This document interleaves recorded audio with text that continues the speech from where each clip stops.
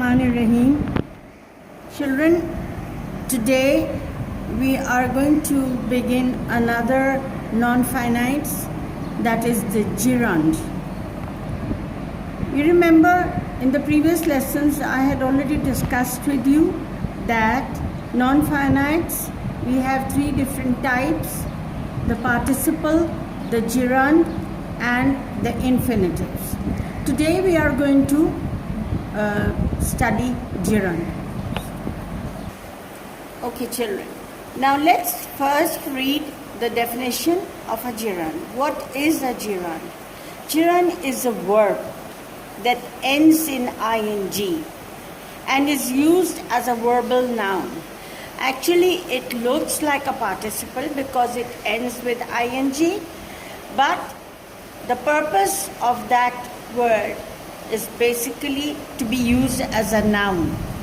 So we call it as verbal noun. That is gerund. Gerunds have the functions of both nouns and verbs. It may be the subject, the complement of the object of a complement, or the object of a sentence, or the object of a preposition. It could be in either of these situations. Now let's look at the examples. Then only you will be able to understand what a gerund is. Swimming is a good exercise. Now this word swimming here is a noun. We are talking about some activity. That is swimming. It's a noun. It is the subject of the whole sentence. So this is a gerund. The new swimming pool is conveniently located.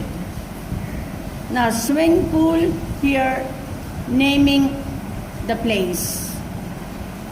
So it's a noun. Here it is subject of the sentence, qualified by the adjective new. But what we need to focus is the word swimming, swimming pool, both have been used as noun. So what is a gerund? Once again, a verbal noun.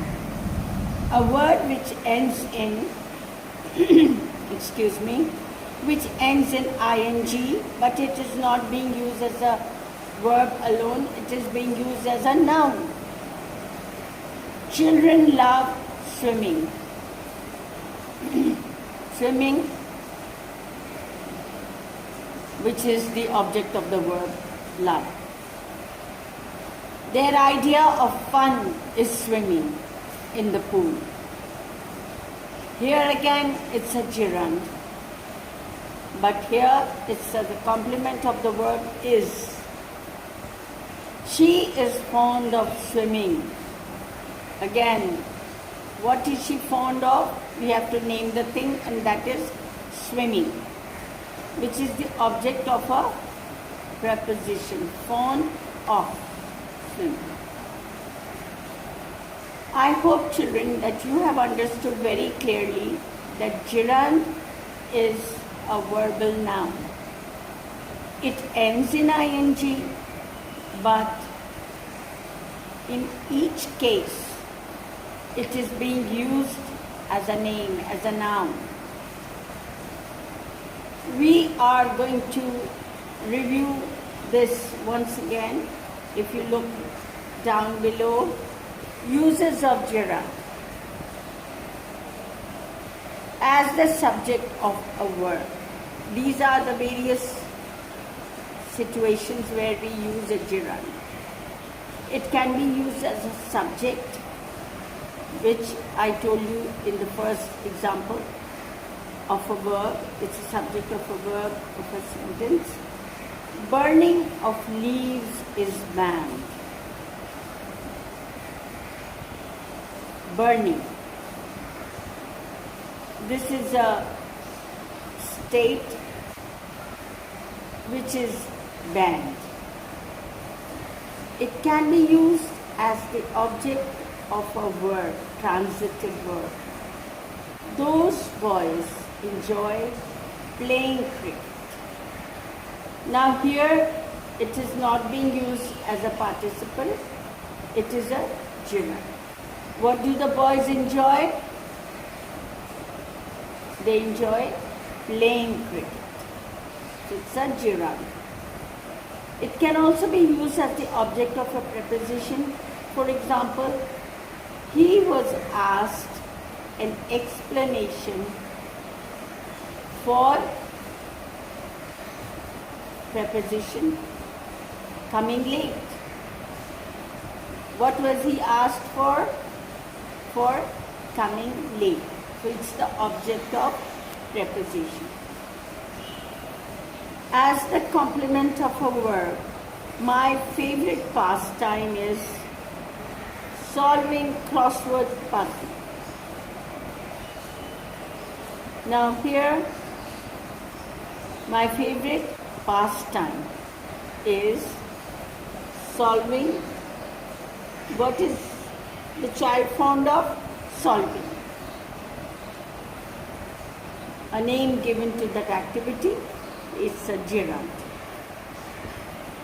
As an absolute phrase, independent of the main clause. Now let's look at the example. Playing cards. A phrase, absolute phrase, being his pastime. He wastes a lot of time on it. He wastes a lot of time on it, the principal main clause. But how? Playing cards being his pastime. In all these cases, the ing verbs, they are basically gerunds. Okay, children. Now I am going to give you your written work, which you must do it very carefully. Assalamu alaikum, children. Once again, I am here to discuss another topic with you in your language. It's again non-finite, but this time, the third type, the infinitive. Now look at the following sentences here. To err is human, to forgive, divine. Here, to err and to forgive are infinitives. The definition: an infinitive is a verb that is not limited by person, number, and tense.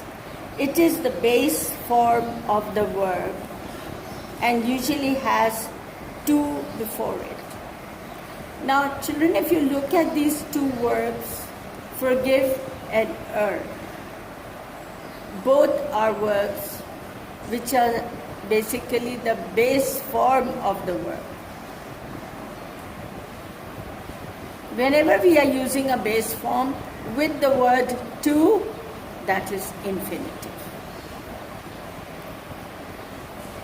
There are lots of examples given over here: to tell, to live, to make, to call, to read, to choose, to incite, to test, to complete, to travel, to laugh, to note, to behave, to see, to criticize, to be, etc., etc. Very simple exercise this is. You have to do exercise A, B, C, and D. Very interesting, and I'm sure you're going to enjoy them, as well as E and F. I'll write down your written work right now and give it to you.